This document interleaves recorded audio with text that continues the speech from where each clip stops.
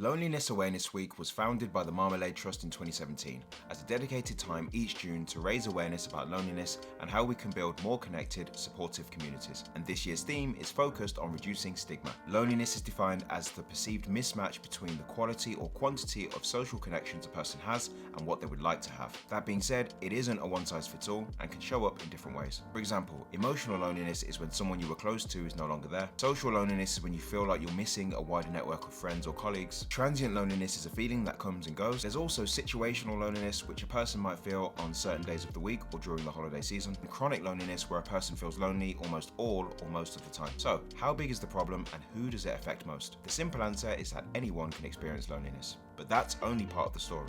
And part of reducing stigma means recognizing that some people are at more risk than others. For example, a recent Community Life survey found that 7% of adults in England, around 3.1 million people, feel lonely often or always. Another 10%, or roughly 4 million people, said that they lacked companionship or felt isolated and left out. Disabled adults were 5 times more likely to feel lonely compared to non-disabled adults. And people in urban areas were at least 30% more likely to experience frequent loneliness compared to those living in rural communities. That being said, loneliness isn't just a feeling. It's linked to premature death, mental illness, and increased use of healthcare services. It can even raise the risk of hospitalization, self-harm, and suicide. From my experience as a listening volunteer with Samaritans, I've seen firsthand how having a support network can make all the difference. That's someone to listen, someone to depend on, and someone to just be there. Psychologist Abraham Maslow gave us the model of human needs. Right in the middle of that model is the need for love and belonging. A sense of community and connection helps fulfill that need. It gives us support in hard times, a sense of meaning, and a safe space to share experiences. But connection isn't just physical. Dr. Gabor Mate describes something called proximal separation, where a caregiver is physically present but emotionally unavailable. Children in that situation may turn to inadequate coping strategies such as rocking or thumb-sucking because they're missing the release of endorphins that they would normally get through emotional connection. As adults, that same need can lead us to seek satisfaction from outside ourselves, and often in ways that don't actually meet our deeper emotional needs. So, what's causing loneliness in 2025? Well, we can start by looking no further than the screen right in front of you. Nearly 64% of the world are social media users. The top 5 platforms, those being Facebook, YouTube, Instagram, WhatsApp, and TikTok, have over 11 billion monthly users combined, spending an average of 143 minutes a day. So we're more connected, but at the same time, more lonelier than ever. Why?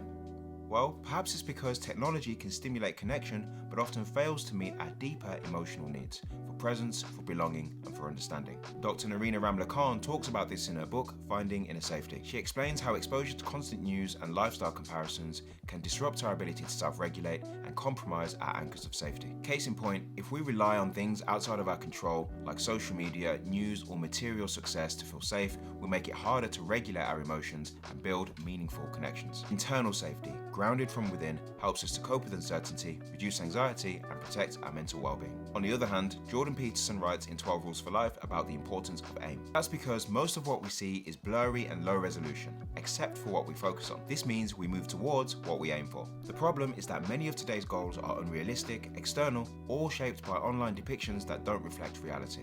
And this creates a kind of blindness, where we miss out on the small moments, we overlook the chance to connect, we forget to be grateful for the now, all while worrying about a future that hasn't happened. There's even a quote, often attributed to Heath Ledger, that sums this up. Everyone asks if you have a career, are you married, or own a house, as if life were some sort of grocery list.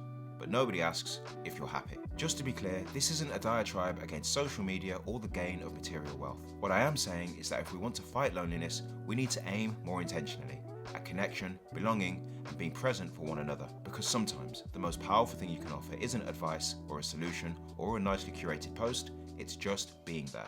So, what are you aiming for? And when was the last time you picked up the phone to ask someone how they really were?